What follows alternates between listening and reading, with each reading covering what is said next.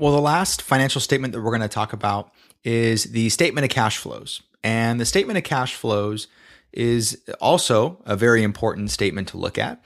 And what it's designed to do is to kind of summarize the sources of cash flow. So if the company is spending cash, it'll highlight where are those expenditures going.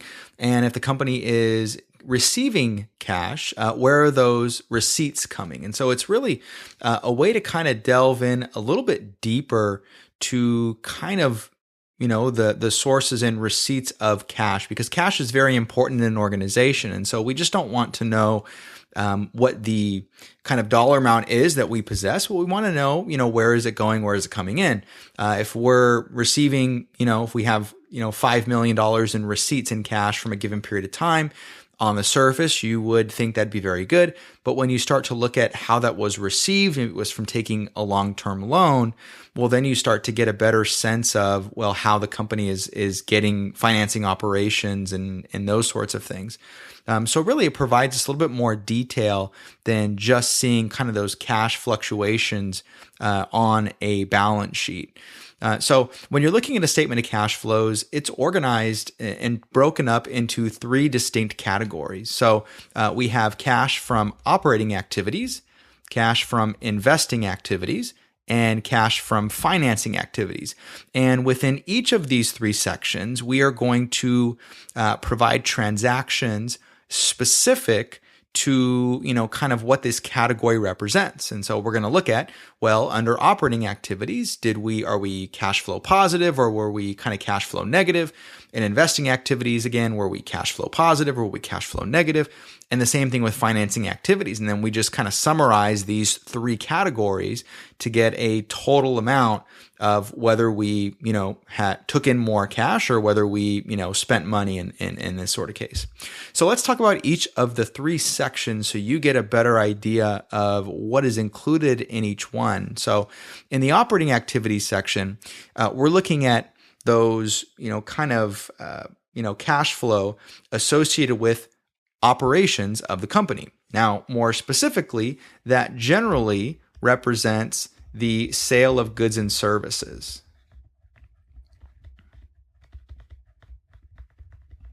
So you're probably thinking, well, what kind of cash flow would we receive from the sale of goods and services? Well, this is predominantly when we conduct business transactions and we receive payment for those services, then this would be cash that's received from operating activities. Likewise, if we have accounts receivable and we collect on those accounts, those are represented under operating activities.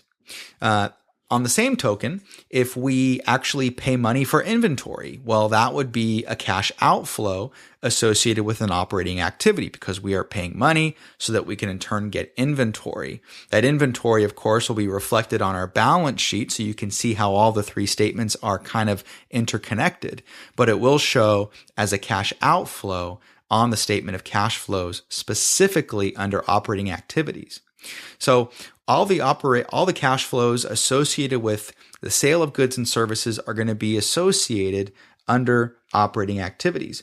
One thing that this also includes that is very, well, I wouldn't say not very common, but less common than sale of goods and services, less common than the sale of goods and services under operating activities is interest that we receive from some of our investments, specifically from investments that are we own in other companies. And so if we have bonds, for example, and we're paid interest on those particular bonds, then that is interest that we were reported under operating activities.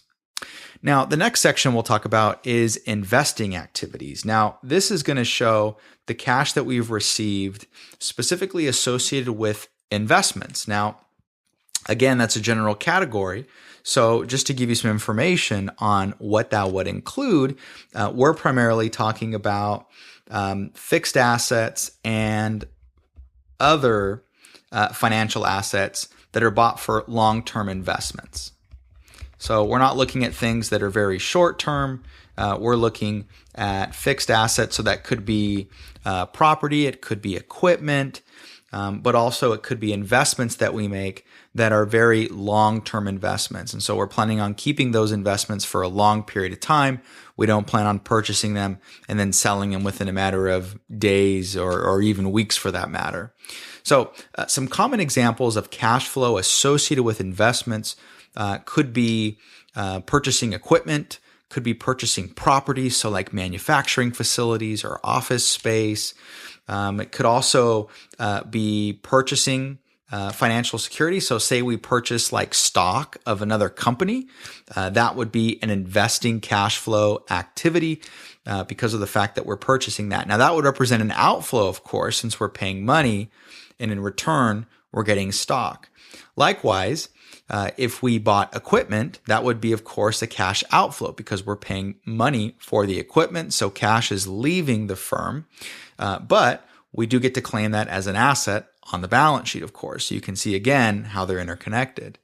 Now, if we finance the purchase of the equipment, though, with a loan, then that loan would not necessarily be reflected here, but will go in a different section, although we'll report the cash, investing activity for the actual equipment. So the last section is financing. And so financing should be relatively simple. This is going to show all of the transactions that took place where cash was involved, specifically surrounding financing the company.